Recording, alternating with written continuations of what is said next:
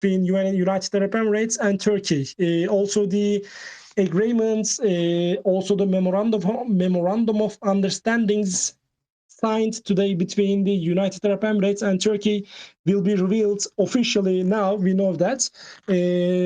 Then we can have a more clearer picture ahead of us. In this respect, there is a quite important development going on in the region between especially the United Arab Emirates, Iran, and Turkey. Also, as Numan Hocam emphasized, maybe Mustafa Cener Hoca could talk about this issue. Also, Ismail Sarı Hoca could talk about this issue because they are focusing on Iran. Normally a traditional transportation route, there is a transportation route between the Asia and the Europe. This was coming from India, United Arab Emirates, and other countries to Suez Canal and Europe. However, we know that there was a new route. A new route has been established between United Arab Emirates, Iran, and Turkey, cutting the time even to 6 to 5 days rather than 20 days.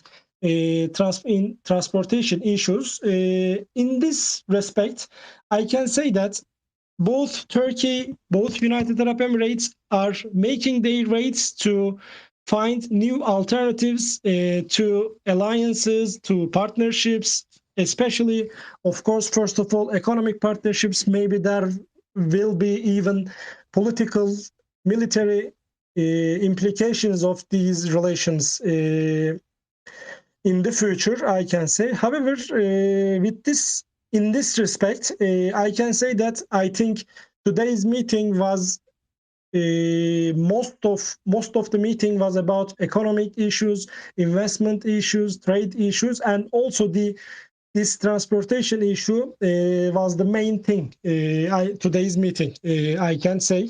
Another development is that I think countries are now squeezed economically, and also the economies are shrinking wide in the wider region. We can say Turkish economic performance, United Arab Emirates economic performance, as you know, are affected by COVID-19 issues and political. There was many political decisions made in about Turkish economic performance, about United Arab Emirates economic performance.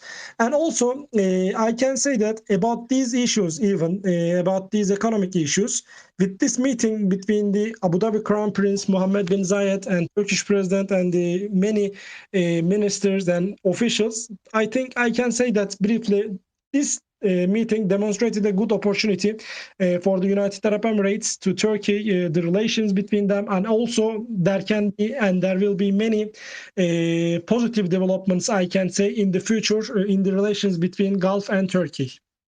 Thank you, Hocam.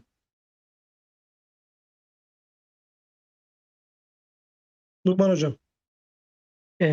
Thank you, Gökhan. So we can now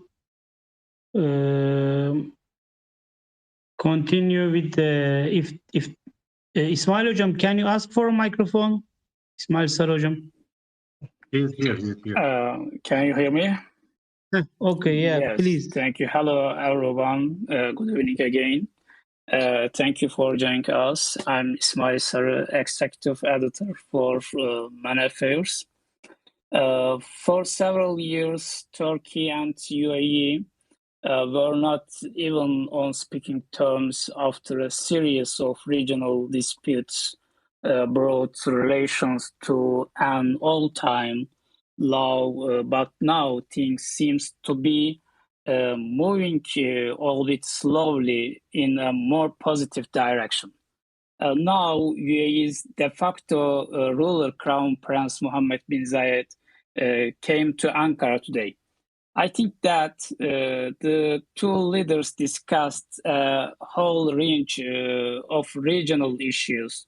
Of course, it is still too early to tell if things will return to a time when relations were not poisoned by conflicts like in Libya and Syria, Yemen. I'm very optimistic that the warming of relations between Ankara and Abu Dhabi can pave the path for more investment in Turkey. And I think what we are going to see across the region, hopefully, is more countries that have some ideological tensions in the past, trying to put aside those tensions. We cannot eliminate those tensions, but maybe put them aside and focus more on economic integration throughout the region. And that would be very important from standpoint of promoting peace and stability in the Middle East. We see that at the highest level, this visit will be followed up more relations, diplomatic relations, and further cooperation in the Middle East, because Turkey can contribute quite significantly in the project. There are, and especially for the success of the Abraham Accords between Israel and the Gulf states. So therefore, I'm saying it is a fragile.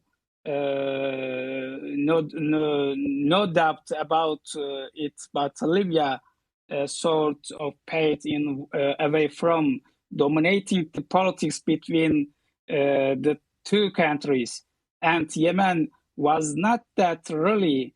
I don't know a part of a challenge between the two countries and Syria previously, as it was between 2012 and 13. But it seems now they are leaving behind all these differences and investing in more cooperative relations between the two countries. Therefore, the visit we had from the UAE leader coming to Ankara and meeting high level quite a significant step. Therefore, this meeting between two leaders and President Erdogan was quite positive. I think it is a good step. Of course, there is no denying that the transition from Trump to Biden has been a really important variable in the equation. When Trump was president, the White House was, as you know, giving full support to Muhammed bin Zayed, Mohammed bin Salman. It was uncritical, unconditional support. It seemed now in Riyadh, in Abu Dhabi, there is a view that the new U.S. President Joe Biden is not going to unconditionally support UAE and Saudi Arabia. And there have been concern about some possible friction between those two Gulf states and yes, during the post-Trump period, and these dynamics have incentivized UAE to try and reconcile with certain countries in the region. Probably the most important case in Turkey. I think the UAE and other Gulf states, Saudi Arabia, are trying to find ways to conduct the foreign policy that is less costly. And it takes into account the new dynamic created internationally by the COVID-19 crisis. And I think it is within this context, that Abu Dhabi is trying to engage in a bit more of a diplomatic foreign policy I don't want to overstate the change that are going on. UAE's leadership is very opposite to political Islam. I think sometimes people exaggerate how important the Muslim Brotherhood is to Turkey's foreign policy. But at the end of the day, Ankara does have a Muslim brother-friendly foreign policy. The leadership in Abu Dhabi and Ankara still see many issues in the region very differently, and how quickly or how easily these two countries can mend their ties, I think remains to be seen. Definitely some sensitive files need to be discussed further. But again, as you point out, there are this new dynamic in terms of the global economy that seems to be pushing UAE a little bit more of diplomatic direction. Thank you very much. Thank you, İsmail Hocam. Yes, just take up from your last comment. That's correct. Economy and also COVID-19 pandemic has been also an important aspects of the timing of this meeting. But also there is one aspect maybe we can discuss further. Yes, you are right. Timing is important. Yes. Yeah, which is the limits of the UAE foreign policy. Yes. Because what I observed while following the regional politics, that the UAE, in my view, was kind of following a foreign policy that was too overstretched.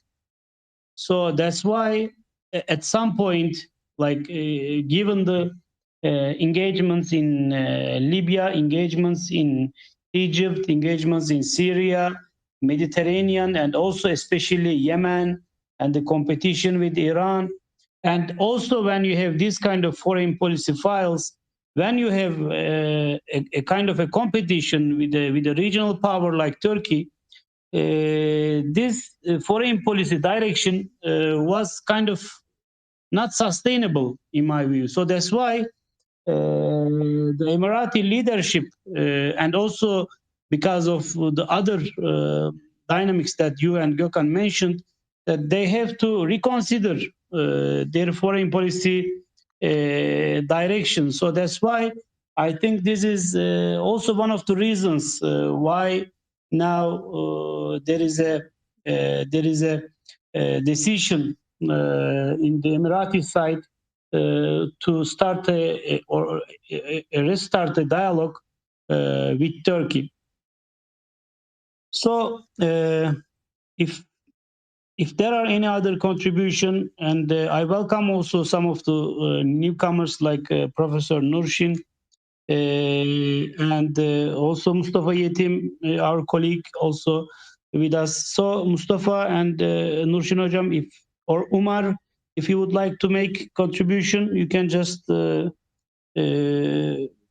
ask for a microphone, then we will be happy to listen, any of you. Professor Nurshin is welcome, also Mark Karim, and maybe Numan Hoca, you can mention the controversy maybe, or kind of difference between Saudi Arabia and the UAE in recent months. Maybe they are not also so comfortable. I mean, as a maybe you want to say something on that. Yes, I mean we can also ask listen from others, but yeah, I mean this is like when we have the meeting today. This doesn't mean that the two countries have resolved all the problems that they have. As I mentioned in my article today, there are still diverging foreign policy agendas, and these probably some of them were addressed today, and some of them will be further addressed in continuing meetings between Turkish and Emirati officials. And like we have this kind of still continuing differences, there are also differences between Emirati and Saudi foreign policy, because in most of the time the challenges might seem unanimous, but there are also different challenges that each country face, and also there are different dynamics that they need to take into consideration. So when we look at from this perspective, also it would be much easier to explain why there can still be some differences in Emirati and Saudi foreign policies, because these like maybe Gökhan and Mustafa can contribute on that also in a detailed way. But even starting from the Yemen war and also the attitude toward the Qatar crisis, and also attitude toward other regional issues, there has been some division between the two countries. But we can address them also further in some of our speakers' comments. Hocam. Yes, Gökhan. Numan Hocam, I can add something on what Ahmet Hoca argued earlier between there are differences between the two countries' foreign policies. I can say that briefly, Saudi Arabia and United Arab Emirates are also having problems within them and between them, especially in Yemen. We know United Arab Emirates, somehow Saudi Arabia felt that United Arab Emirates abandoned their military coalition in Yemen. Also, there was a disagreement between who can produce the most oil. Maybe I can briefly argue this way. There was many disagreements on this issue, especially between Saudi Arabia and United Arab Emirates. Also, I can say that that is why they are diverging in their foreign policies today, and this divergence, I can argue, can deepen in the future. There are economic and trade-related decisions between Saudi Arabia and United Arab Emirates between each other, and at the expense of each other. I can add this, Hocam. Thanks. Yeah. Okay, Mustafa, do you have any comments? Yeah. Well, I would like to leave some comments. Is there any problem with my voice, by the way? No, it's good. We hear you, Hocam. Okay, thank you. Yani, I can say that these negotiations were underway for some time between UAE and Turkey. It is not a new process indeed. Yani, I am generally saying that after the start of the Arab uprisings, three general periods were seen in the bilateral relations between UAE and Turkey. First one is, full of problems. It is a sort of troubled relationship between UAE and Turkey. And UAE generally positioned itself against Turkey in most of regional conflicts. Even it had no direct relation, it had no direct interest because of Turkey was there. UAE felt that it should have shown some sort of anti-Turkish sentiment or anti-Turkish actions in these conflicts. And in the second period, it was roughly with the start of the several disagreements within the UAE, Egypt and Saudi alliance. We call it as a sort of status quo bloc because they refused the expansion of the democratic and the reform caused in the Middle East and North Africa during the Arab uprising. So this is the reason why we indeed generally conceptualize this alliance as status quo bloc. So this bloc, especially with the Yemeni war, but we should also recall that there were some also disagreements within this alliance on the rapprochement towards the Iran, and also a normalization process towards the Israel. Yani, for example, while UAE was very willing to embrace the Israel, Saudi Arabia, even though in the beginning it seemed to be willing, but after then, what we saw a sort of refusal of this process. So UAE felt itself as a sort of alone in this process, but the similar feeling Saudi Arabia felt with UAE's normalization with Iran, and the all of a sudden withdrawal from Yemen conflict in the mid of 2019. So this process also clarify the disagreements within the UAE and Riyadh, and the also how to say Kahire, I mean Egypt, Saudi Arabia, and UAE alliance. So there also emerged another disagreement between UAE and Egypt on Nile River. So this process indeed urged UAE to seek some sort of solution, some sort of normalization process with Turkey, because Turkey is a good balancer for Saudi Arabia, for Egypt, for Iran, can be a great alternative.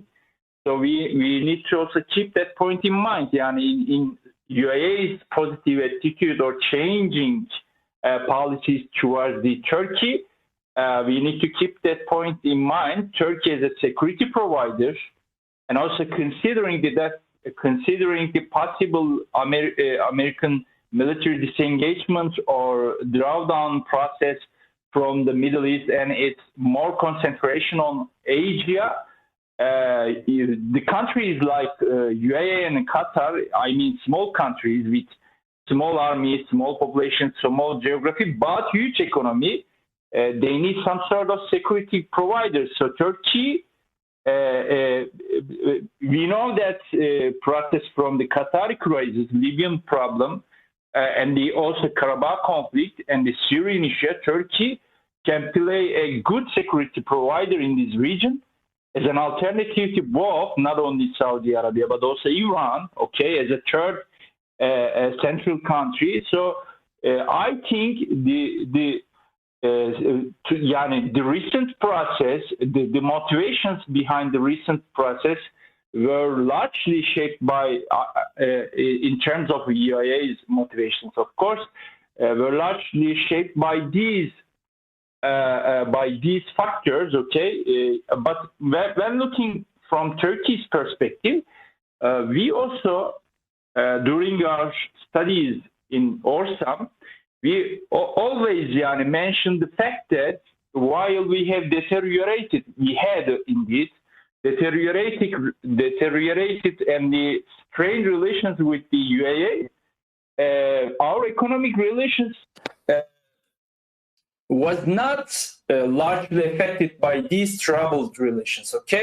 So when looking at the percentage, the percentage of the trade relations with Gulf Cooperation Council, the trade relations with the UAE already constitute the 50% of the total trade relations, and it did not change despite the fluctuations or the sort of deteriorated situation in the bilateral relations between Turkey and the UAE. So this indeed indicates the basic point that neither country, nor Turkey nor UAE, never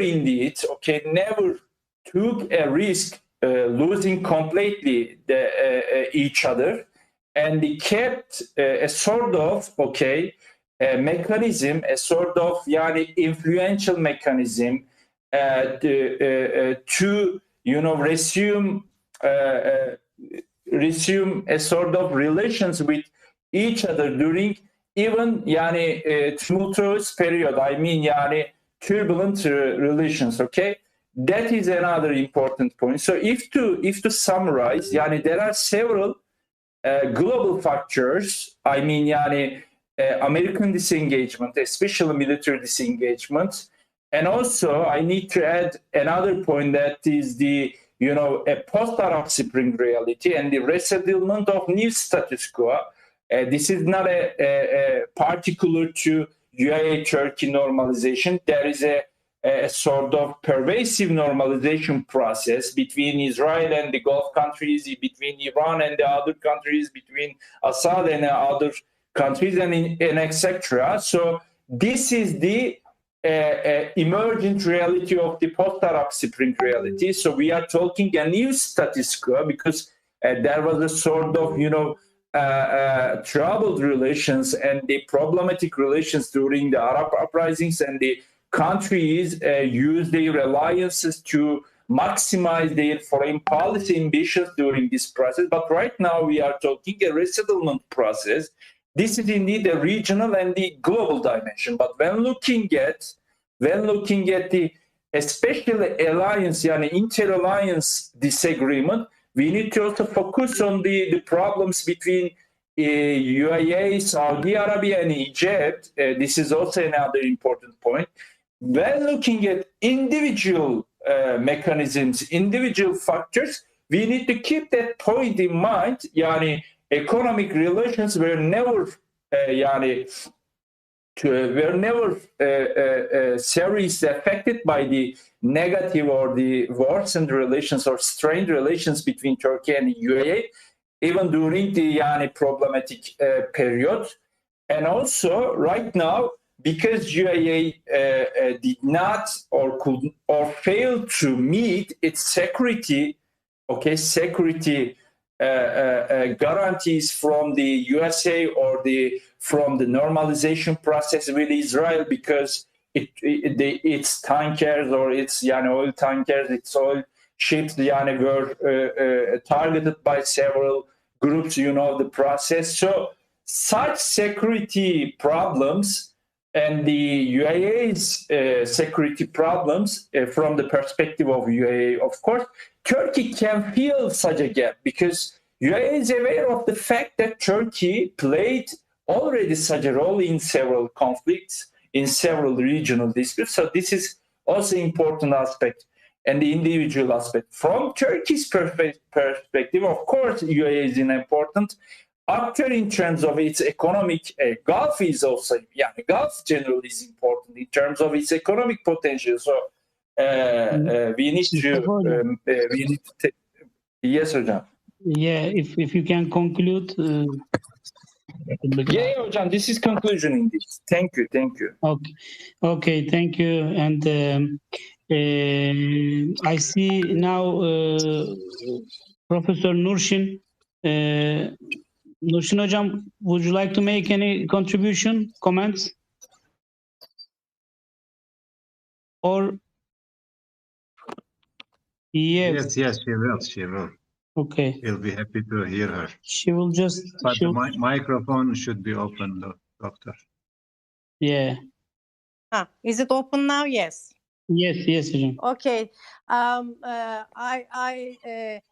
actually share most of the things that have been said previously, but I would like to add more to that.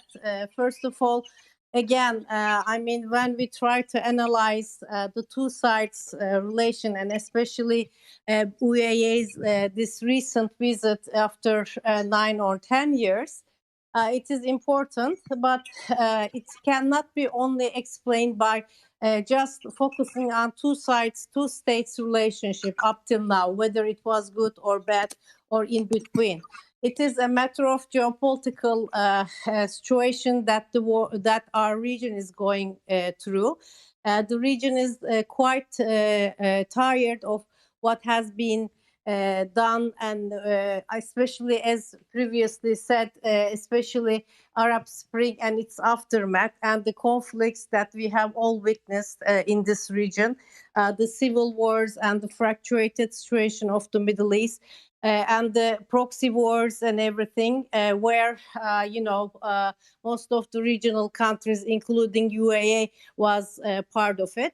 And what is interesting, I fully agree that this rapprochement that is coming from UAE is also very much associated with US, the UAE's perception of US abandonment feeling. This is really has a great importance on making UAE, Saudi Arabia, and others that they were once part of alignments in this region, Israeli-based alignments, whether it's energy-based one or whether it was alliances that was formed in Libya, or even Abraham Accords could also be included in this. And in our time, what we are seeing that these alliances that we are witnessing in this region are not like the one we are used to see in the Cold War years. So the countries that are getting into these alignments that we are seeing, these alliances are flexible and they are benefit oriented. So once these states get in, including UAE and others, when they get into these alignments, they expect to get a benefit from it. And once they are seeing that the expected benefit is not coming out of it, they start to hedge. So hedging is the basic characteristics of today's alignments in this region. And hedging is helping these states to prevent themselves from the rising of risks and to search for diversification of creating new benefits. So what we are seeing here today is that this rapprochement or this visit of UAE to Turkey is the beginning of this hedging behavior of UAE, like others. And so we should not exaggerate it. It is okay. It is in terms of diplomacy, I take it important beginning, but I'm expecting that there would be issue-based cooperation between the two sides, where the two sides' interests might, converge in today's difficult or volatile region of ours. So this would what I would like to add exactly. So hedging and the flexibility of the alliances that we have witnessed so far is doomed to change due to the geopolitical changes among the great powers in our region, that they have been interviewed to various conflicts so far. And so we should not be surprised about much that this visit has been realized. Thank you so much for your patience and giving me the right to talk. Yeah, thank you, Nurşin Hocam. Thank you for your valuable contribution. Thank you. Umar, if you have any comments, we would be glad to hear from you also. Different perspective, if you have. Thank you so much. Dr. Ismail, You're welcome. if we can also introduce the professors and like Nurşin Hoca and Umar a little bit will be good for the audience. Yeah, that's correct. Umar is a researcher at RUSI, the think tank in the UK. So Umar, please, here is your floor. Thank you so much, and I am quite honored to be here in the company of esteemed academics and researchers. Always a pleasure to join spaces hosted by Professor Ahmed Zal, by Professor Ismail, and I can see there are some very established and senior figures also present in this space. I think that it's a very interesting development, and as we saw in the Al-Ula Accord between the GCC states, there is often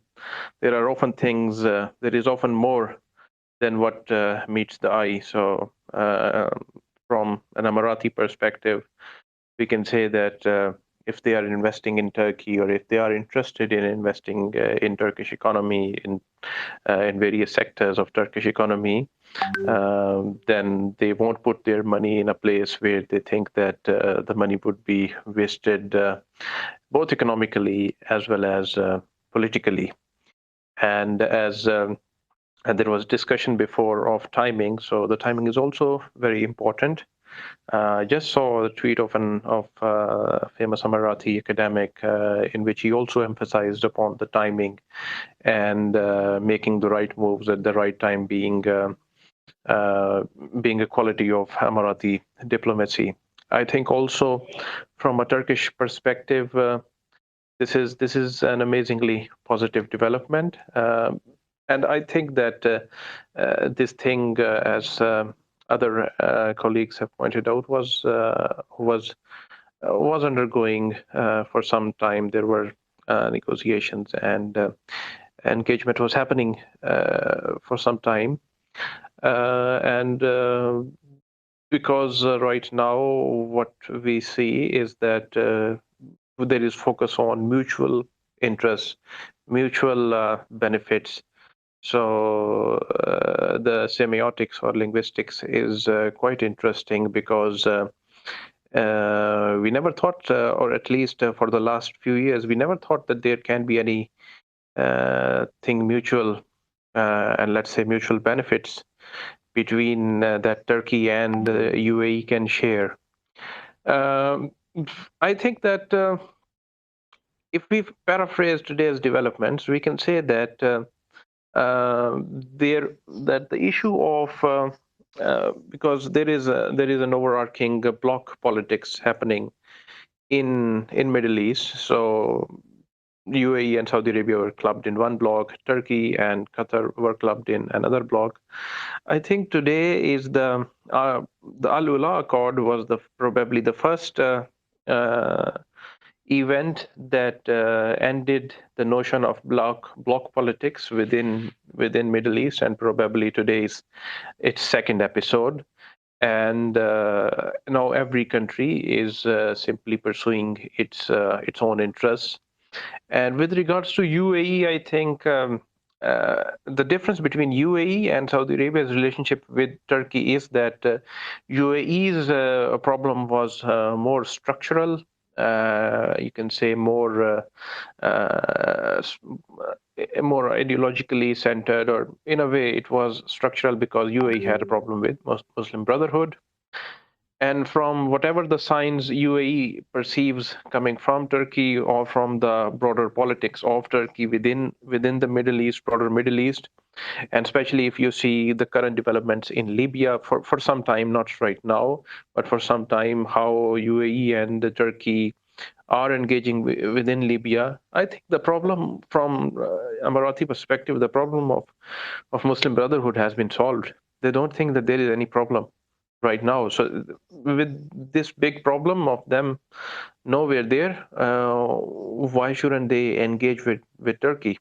And Turkey is a very strategically very important country. Nobody can ignore it, and its leadership is also significantly very important. The Turkish soft power, Turkish defense power, and Turkish economy. I mean, why there is no reason now for UAE to remain out of Turkey. And if UAE's main rival within GCC is Qatar, then it is more imperative to get involved in Turkey, to engage with Turkey. So I think that from an Emirati perspective, it was quite advantageous to connect with Turkey, to engage with Turkey.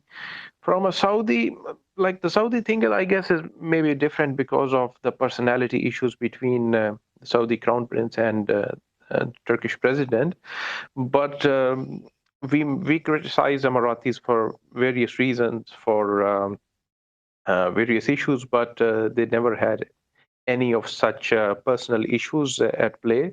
There were issues which were broadly political, and once those issues I think seem to be resolving or seem to have gone. There was not much hindering. There was not much of a hindrance anymore. I will be curious to, because you guys know much better than myself. I am, although I am now not sitting in UK right now. I am in Pakistan, so I'm sort of out of that Western bubble.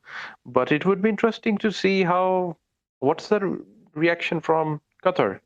In how do they approach this new development? Because I remember asking a very senior Qatari official regarding such possibilities, and they gave a very diplomatic answer, but they also were very clear that Qatar's engagement with Turkey is more state-by-state engagement. It's not a person-to-person engagement.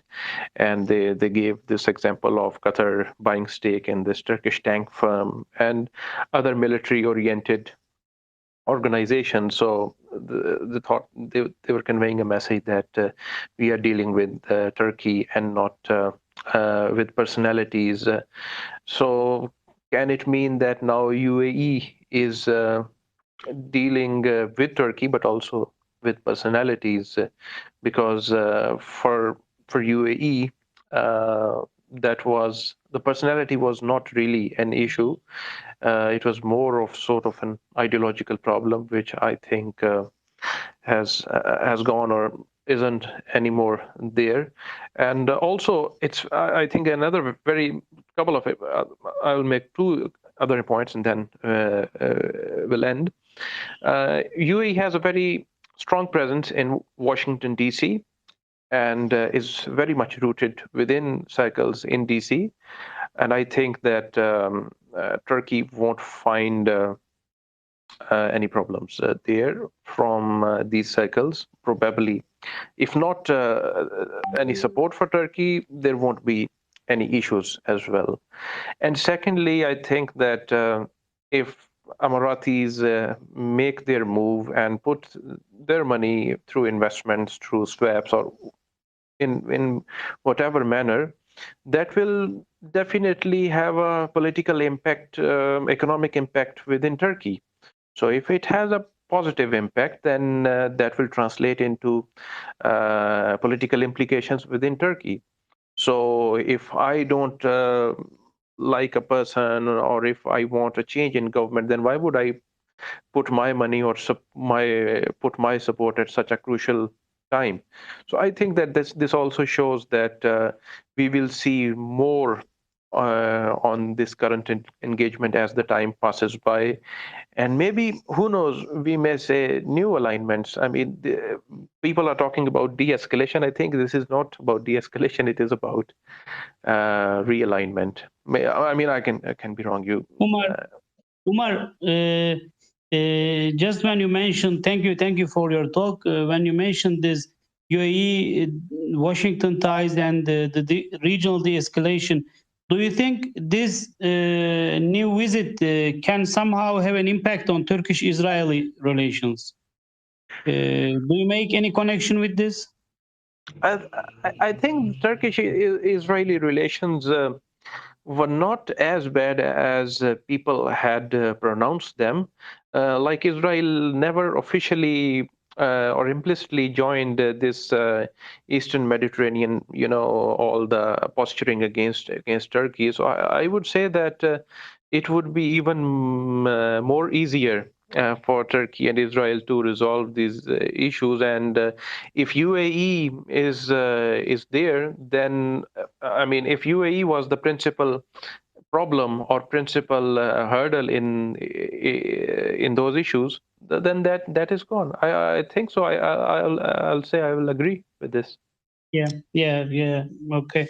Thank you. It was a very a good contribution. Thank you for that. And you also mentioned the economy aspect, and I would like to now give the floor to Professor Murat Aslan, who is a researcher and a director also at Iran Center. Professor Murat, maybe you can give us some overview of the visit in light of economy and what kind of investments or what kind of activities that can be done in the economic field out of this visit. Thank you.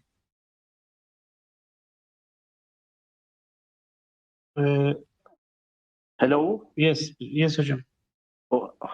Thank you, Ismail, for inviting me. I'm sorry I came late and I might repeat the previous speakers, for which I apologize from the listener.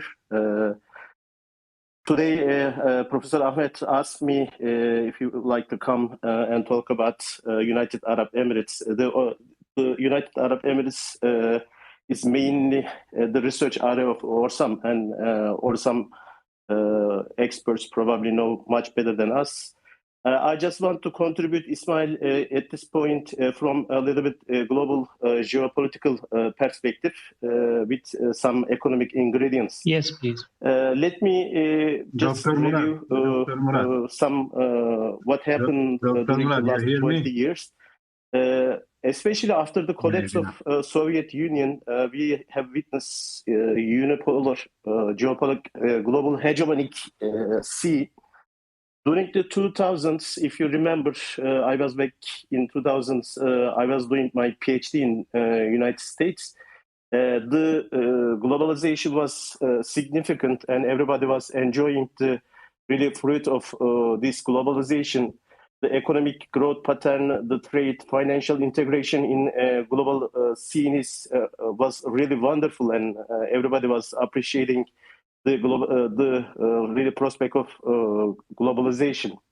However, also another important point with respect to Gulf countries in the region, during the year 2000s, if you remember, the oil prices increased as much as $100 per barrel. And we have known the amount of really wealth generated from export of fossil energy created enormous policy space for those Gulf countries. So, an important turning point maybe all the things that we have been witnessing right now is started with the collapse of financial system in 2008. And in 2008, China really understand that the current financial hegemonic system created enormous amount of risk for the Chinese economic growth pattern. And China well understood that it is a fragility, especially in terms of getting raw materials, including fossil energy, is a critical and risky points for its economic development. And therefore, China created this well-known Belt and Road Initiative. And it is kind of a challenge for the United States. And China really wanted to reduce the risks stemming from the hegemonic power of the United States. So another important turning point, again, Orsam is also its main primary research area, is the Arab Spring. Arab Spring is also created some tension in the region, especially the Arab tension created some uncertainties, and this uncertainties also created some sort of defensive measure by the United Arab Emirates and Saudis in this era. But if you consider the amount of financial resources that these Gulf countries receiving during the mid-2000s, and given the price of oil is at more than $100, so they have really enormous capacity to run their foreign policy in aggressive manner. However, with these turbulences in the Trump era, to prevent Chinese rising, the Trump aggressive and inconsistent or unorthodox measures against China also created turbulence in a global hegemonic governance system. So given this all together, and Trump lost the election, and also pandemic COVID-19 created also significant economic pressure in almost all countries in the world, including Gulf region countries. When we look at the financial data with respect to Saudis and United Arab Emirates, we know that Saudis lost almost half of their wealth funds money during this era. Their really aggressive engagement of policies in Yemen and in other places, and also their citizens' enjoyment in a high welfare state caused them to run down from their resources, financial means. And therefore, when we came today, these Gulf regions really understood that the financial wealth or their financial means are not adequate to continue these aggressive foreign policies. Another important point is United States withdrawal in the region creates some sort of power vacuum in the region. And therefore, these countries, as you know, Iran and other Gulf countries always have some issues and some conflict between them. And therefore, withdrawal of United States created some power vacuum in the region. And United Arab Emirates really understand that with the withdrawal of United States, they the Emiratis see there is some sort of substitution that can play at least some role to protect the interest of these countries. And therefore, the rapprochement between United Arab Emirates and Turkey is coming from few sources. My review show that the financial resources is not as much as they used to. Secondly, U.S. withdrawal forced them to find some avenues. In supporting my hypothesis, United Arab Emirates also offer Iran and Turkey a new logistic trade route that the commodities coming from China and India to United Arab Emirates, and by taking those goods and commodities, they are using Iranian routes and to Turkey, and then these commodities going to Europe. Therefore, logistically, United Arab Emirates also sort of giving some positive signals to Iran. It means that really United Arab Emirates, what economists call following some sort of hedging system, so to diversify its portfolio, reducing the risk that's stemming from this COVID-19, also US withdrawal, and also the amount of financial resources substantially run down for these countries. I think sooner or later, Saudis also will join the club, and they understand that in this region, with the US withdrawal, there has to be some sort of new balance, should be established. And Turkey is, when you look at the region, really a country with a substantial amount of military forces and also a good industrial production system. Turkey is is going to play a pivotal role. But the current also yesterday in Turkey, the dollar value is increased substantially. So in short time, maybe we are going to face this type of turbulences. But I believe in the future, the Turkish huge military power and also the population and economic power is going to fulfill at least partially the withdrawal of the United States in the region. So we need to, as a state, Turkish state should really understand the role it can play in the region, and also convince these countries that Turkey can really play this pivotal role.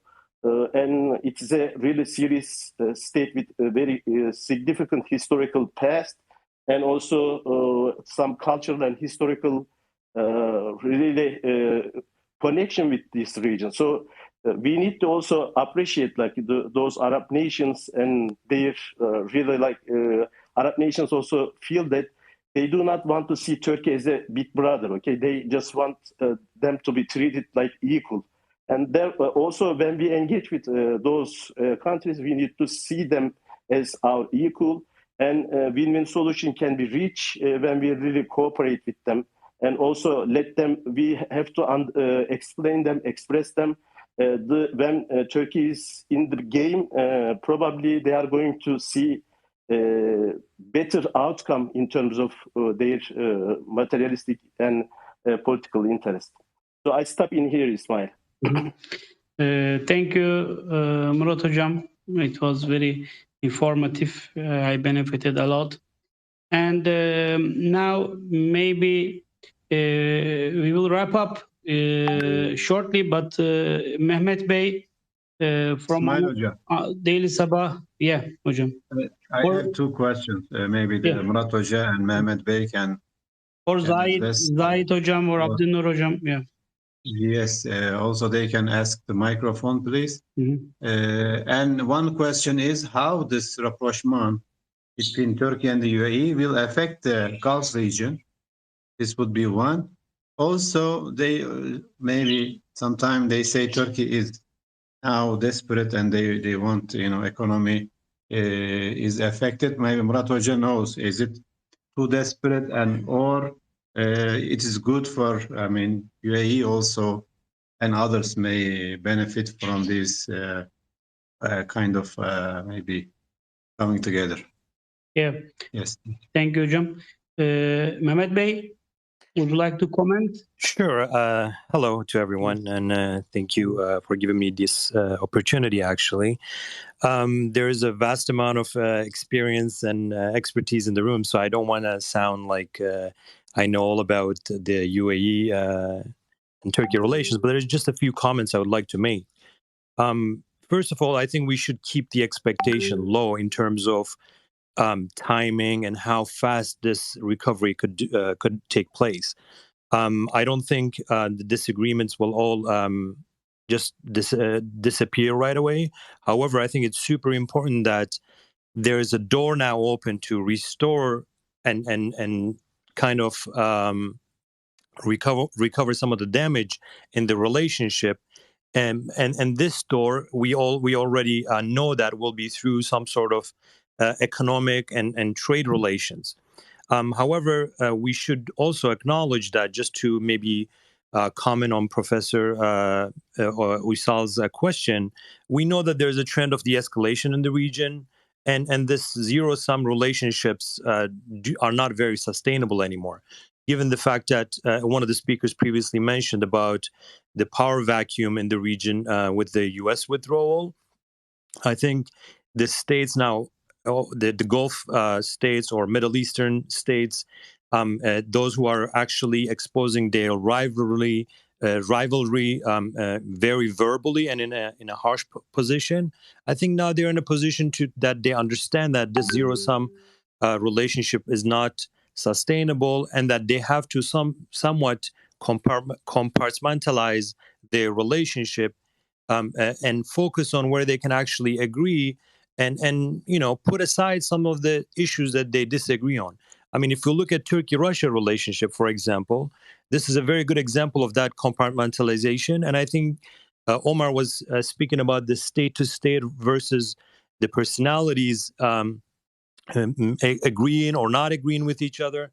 I think it's a very clear example that personalities make a big difference in the leadership when it comes to state-to-state relationship. If we look at, for example, Turkey-Russia relationship, there is compartmentalization of issues or of the dossiers or files, and if we can also look at the effect of leadership between President Erdogan and President Putin.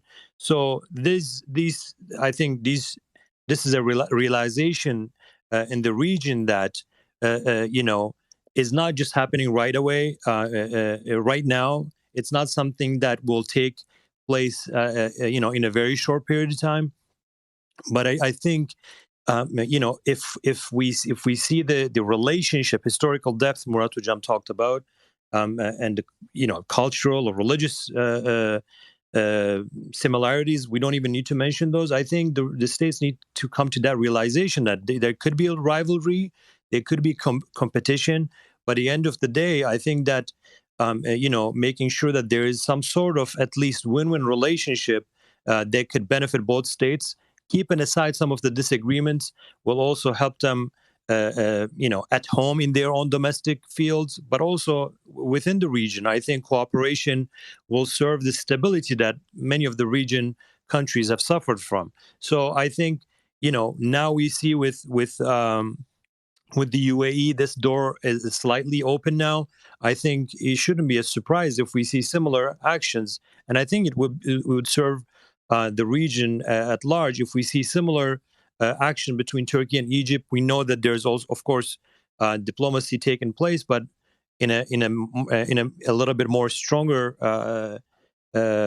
way. I think with Egypt and Turkey, Saudi Arabia and Turkey, these will only serve these countries as individual states, but it will also serve the region's peoples as a whole. So I don't want to talk about some of the IR theories and issues, as I'm not an expert when compared to the other speakers in the room. But from a journalistic perspective, I think this is something that we see. The personality, I think, makes a big difference. Compartmentalization of the issues is another one. And the fact that now we have COVID and states do need each other despite their rivalry, and that power vacuum in the region needs to be somehow filled up. And now the capitals are talking about this, how whether they can actually find some sort of alliance, some sort of state-to-state engagement, and they're positioning themselves to fill up this vacuum. Thank you for giving me this opportunity, and I'm going to be a listener now. Thank you. Thank you, Mehmet Bey. Any other comments? Because we'll be coming to the end. Zahid Hocam or Abdunur Hocam or Bilal Bey, if you have, Vatık Hocam, if you have any comments on the impact on the wider Middle East, like on Iraq, on North Africa, of today's meeting between President Erdogan and Abu Dhabi Crown Prince, if there is any comment on that? Yes, they can ask. Yes, Dr. Vatık, ask the mic.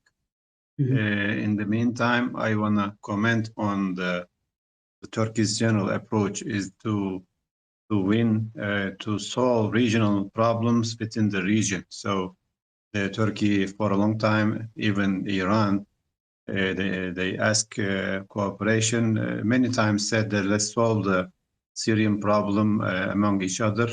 And Iran wasn't eager in the beginning, but at the end, when Turkey approached Russia, Iran joined the Astana process, and this limited, or this at least calmed down the Syrian crisis. I mean, no more refugees coming from Syria. And this is the logic. Also, Turkey extended its hand to Saudi Arabia, to Egypt. There are some talks and meetings started with Egypt.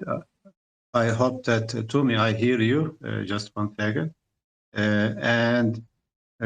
So this is a general approach that I think we need to solve our problems together, not expect America or Russia or the EU solve our problems, because they actually enjoy our problems in the region. So Tumi maybe can answer.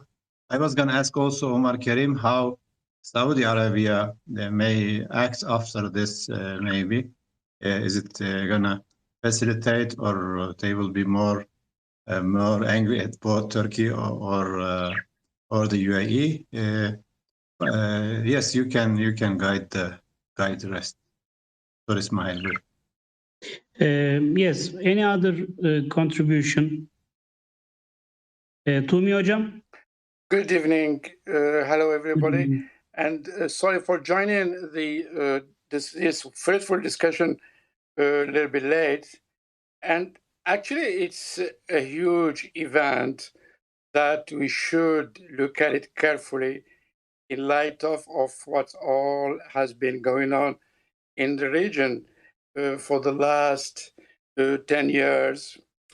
And specifically when it comes to the role and also the power of these two great countries, and to some extent, leader.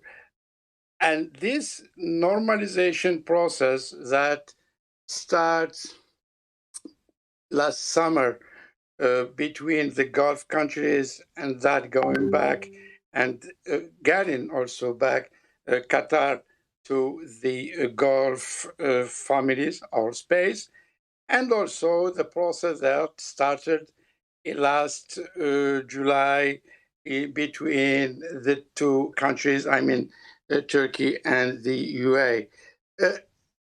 And also because I heard, I think Mohammed Khoja had mentioned about the interesting point and also thorny issues that the two countries have clashed on in the last, say, decade, following the first wave of the Arab uprising, and notably in North Africa, and particularly on the Libyan dossier, and that we still don't know what's going to happen.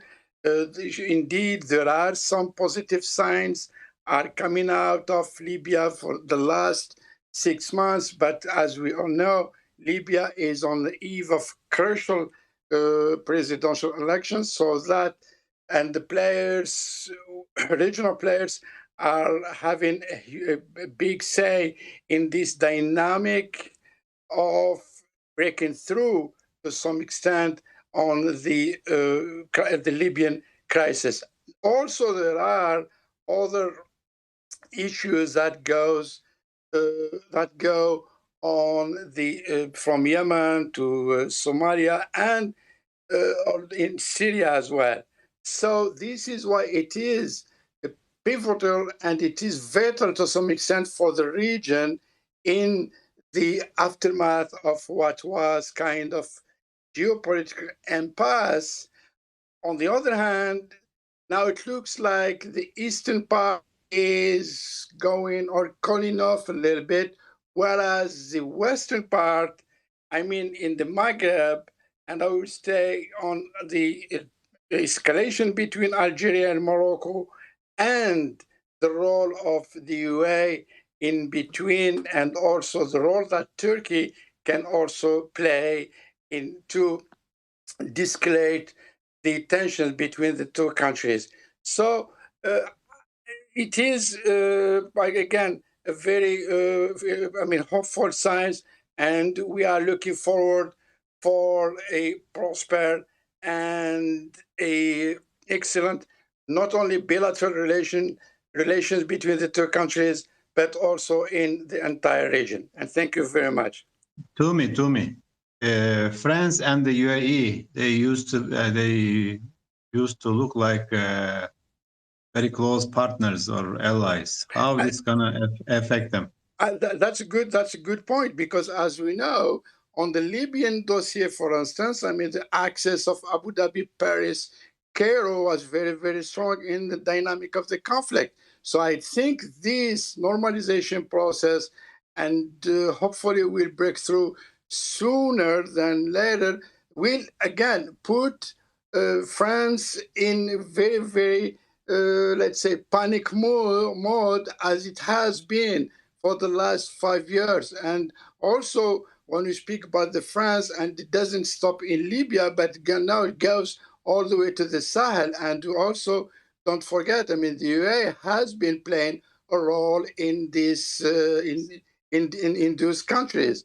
So it is for sure it's going to affect a great deal the relationship, not the bilateral at the bilateral level between Paris and Abu Dhabi, but in the dynamic of the new alliances that has been waved lately in light of the first and the second Arab uprising waves. Yeah, thank you, Tumi Hocam.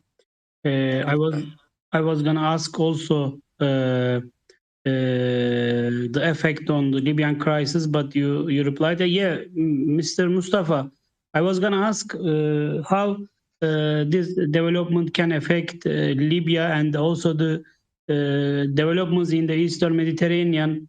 As we all know, Greece was also quite a good partner with the UAE. They had some military maneuvers recently. Maybe you can give us some brief comments, and then we will wrap up, hopefully. Okay, thank you, Dr. Ismail. Actually, this reminds me the photo I saw today, just, to go back a little bit to the Libyan revolution and how Turkey and UAE both supported the Libyan people in seeking freedom and rebuilding their new democratic free state that we hoped for. But again, suddenly in 2014, all of you know that UAE decided to counter the Arab Spring and Arab Revolution. And, it was a clear position that was conveyed in the UAE media. And it was very disappointing to us, the people who were part of the Arab Spring. We had great hopes from our brothers in UAE, as in Turkey and other countries, to support us rebuild our countries. Actually, I was the head of the Warriors Affairs Commission, which sent the first batch of revolutionaries to get training in Dubai School of Governance.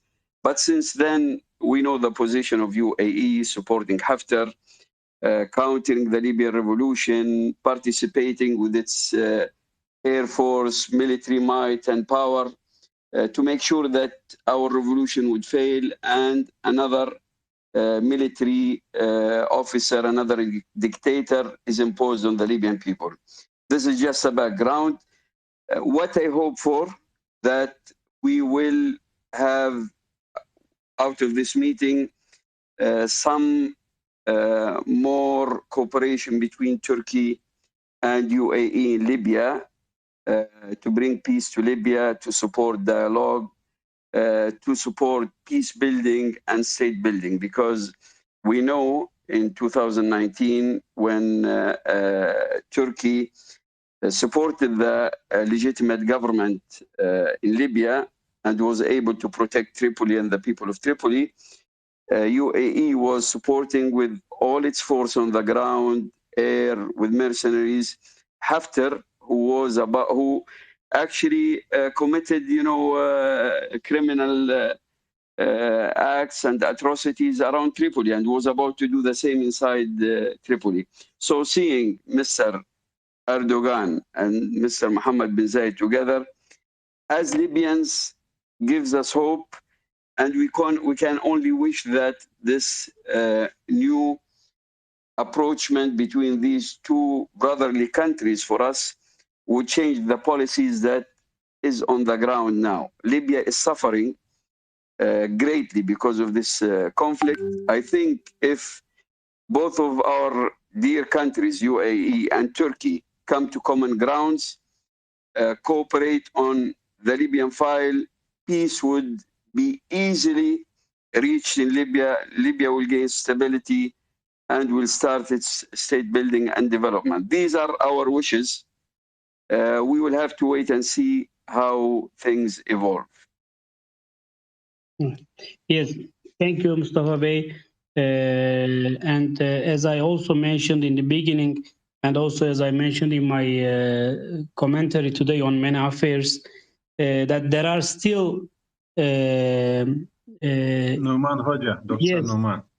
I think we can remind because just 1 second. We remind our listeners to follow the many affairs that is on top. To follow the many affairs in depth analysis and news and commentaries, etc. So many affairs is our portal that's covering the region in English. So if they wanna follow it, thank you. It would be nice. Yes. So I was saying that in my today's commentary on many affairs, there are still various issues, foreign policy issues, regional issues that the two countries need to address, and if they can find a kind of a common understanding in some of these issues, the differences can turn into opportunities And actually, as experts and also as people who are advising to various governmental institutions, that we advocate a well-being of the region, a constructive approach to the regional politics. So it is a very good opportunity, in my view, that like Mustafa Sakızlı Bey suggested, that in the case of Libya and also in other cases, there can be lots of opportunities for cooperation. But of course, the two countries and also other actors in the region and globally as well, they have to come to a genuine and serious consultation with a goodwill to resolve the differences and also the regional conflicts. We didn't mention actually the impact or potential impact on Syria. If there are any contributor who would like to just make a brief comment on that aspect, Vatık Hocam? Evet hocam. Do you hear me, hocam? Yes, we can get your comment as well, please. Evet hocam. Now, do you hear me? Yes, we hear. Yes, we hear you. We hear you. Yes. I'm so sorry because I'm outside Ankara and the internet service is very poor. Well, I'm also very happy to be with this elite.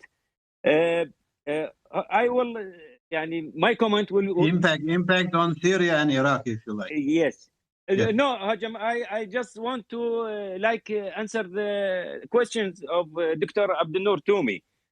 I think the Turkish Emirate disputes are related to, yes, I agree with him, to regional competition and confrontational stances, and on many of what we say pouring arenas.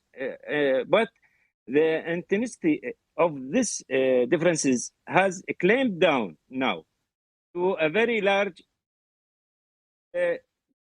because it's returned because of the claim of to these arenas, regardless to the party that achieved gains at the expenses of the other. So a sense of direct relation between the two countries, UAE and Turkey, remains uncomplicated. With any direct calculations, prevents rapprochement between the two countries. And there are no direct complex differences that are difficult to dismantle, expect for the prisoners of a real on both sides to put the differences and open a new page. This reinforces this dramatic trends enjoyed by the political leader of Emirates, which allows it to buy and market the gains of any expected rapprochement with Turkey. This is my comment, Hocam. And as all the scholars that say that this visit comes within the framework of the change that the Middle East has witnessed in recent time, which have mixed many papers in the equation of the regional and international relations and alliances. In light of the huge challenges, the countries of the region, and prompting many governments to reconsider their orientations and positions regarding certain files. I will stop here and thank you for this opportunity. Thank you very much. Thank you, Vatık Hocam. Thank you. And thank you to you all for joining us in the panel. And I would like to again remind you that our webpage, commentary and news webpage, Many Affairs, is you can follow also here on Twitter, and it's a daily updated news and commentary webpage, which is focusing on the developments in the wider MENA region. So here we can conclude, and I would like to thank again, and we hope to see you in our future programs. Thank you. Have a nice evening. Thank you all. Inshallah, we'll see you in another programs. Thank you. Thank you. Thank you, Nurşin Hocam. Thank you.